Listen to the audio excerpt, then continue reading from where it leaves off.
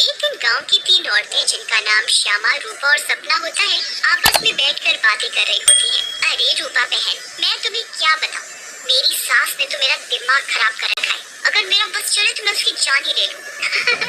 अरे क्या हुआ श्यामा बहन, इतना गुस्से में क्यों हो? शांति मौसी ने क्या कर दिया? हाँ तुम घर में अकेली हो ना, इसीलिए इतने मजे से रहती हो। हमसे पूछो जिनकी सास है, एक तो खाती है ना, रोटी बना बना कर मेरी तो हाथ थक जाती है, ऊपर से हर काम में कमियां निकालती है।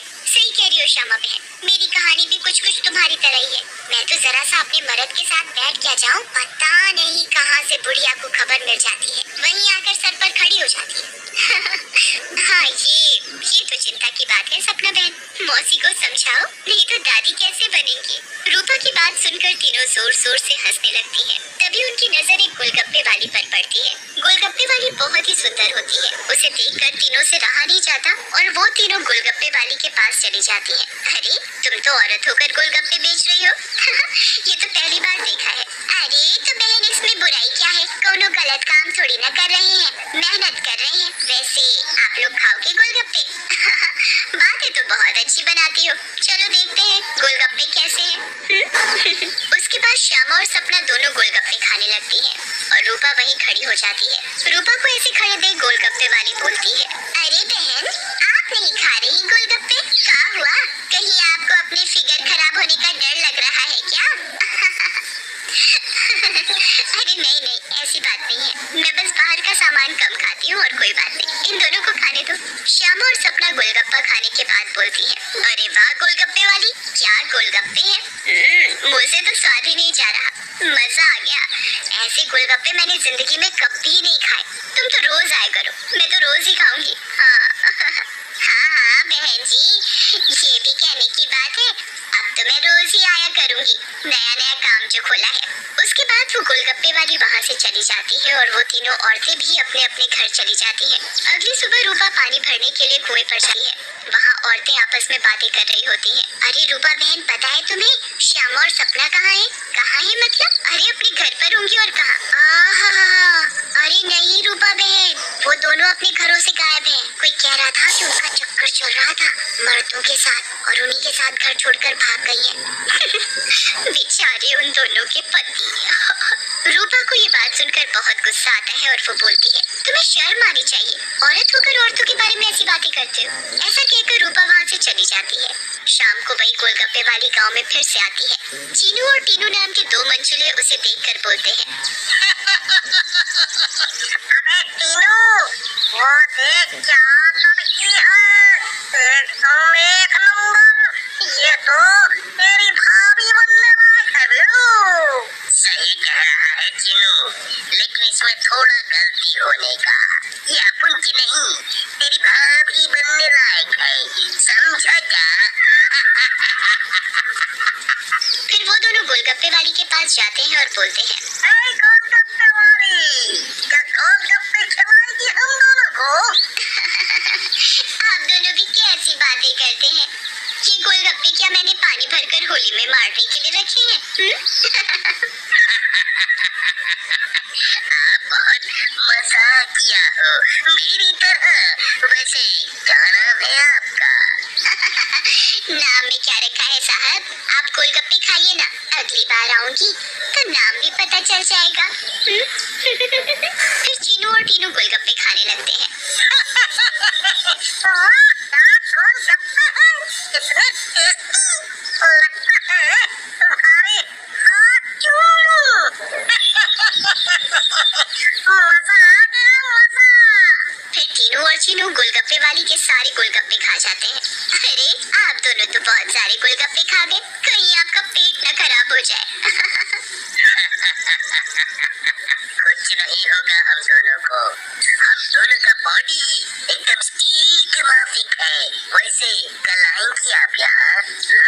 लेकिन गोलगप्पे वाली कुछ नहीं बोलती और वहाँ से चली जाती है। रात में ज्यादा गोलगप्पे खाने की वजह से टीनू और चीनू के पेट में दर्द होता है। हाय रे, मर गया। अरे टीनू भाई, ये लड़के का चक्कर अपन दोनों के लिए भारी पड़ गया रे। बहुत तेज दर्द हो रहा है।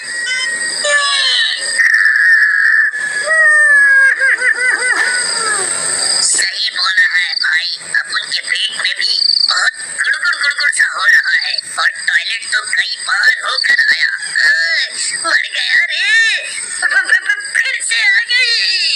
तीनू और चीनू दर्द के मारे पेट पकड़कर बैठे होते हैं। तभी वो गोलगप्पे वाली उनके पास आ जाती है और बोलती है, क्या हुआ मेरे आशिकों, ऐसे क्यों बैठे हो? पेट में दर्द हो रहा है क्या?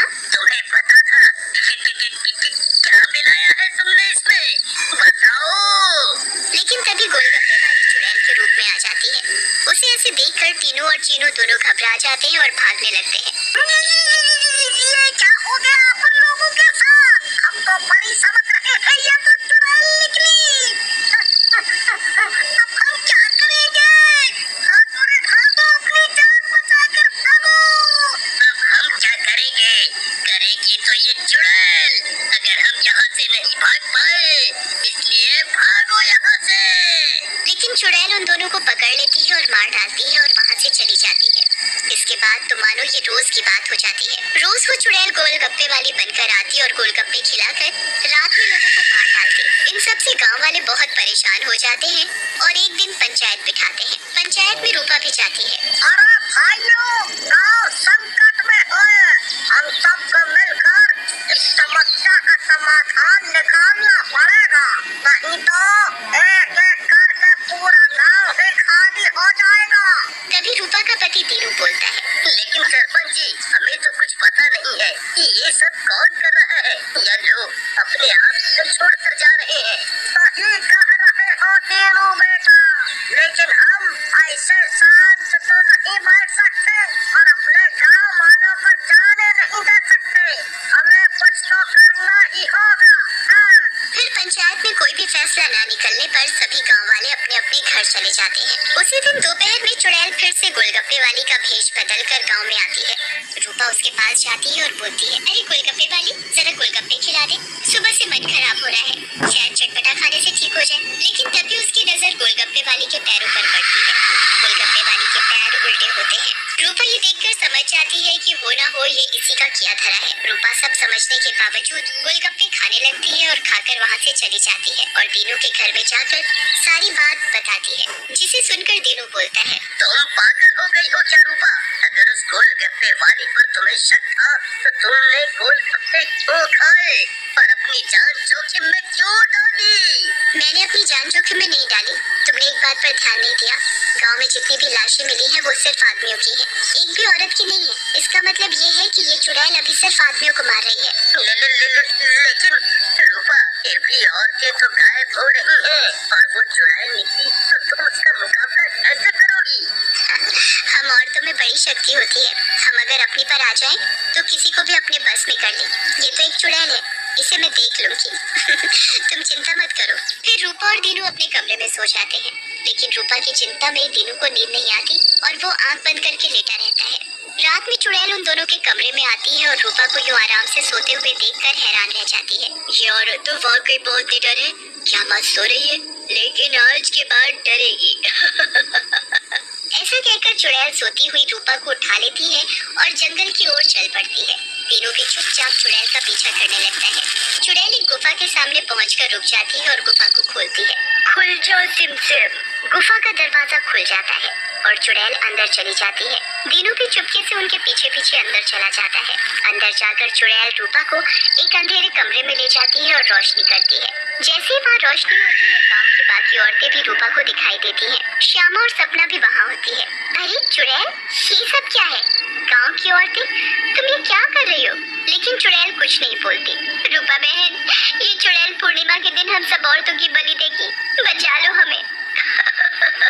ये बचाएगी तुम्हें।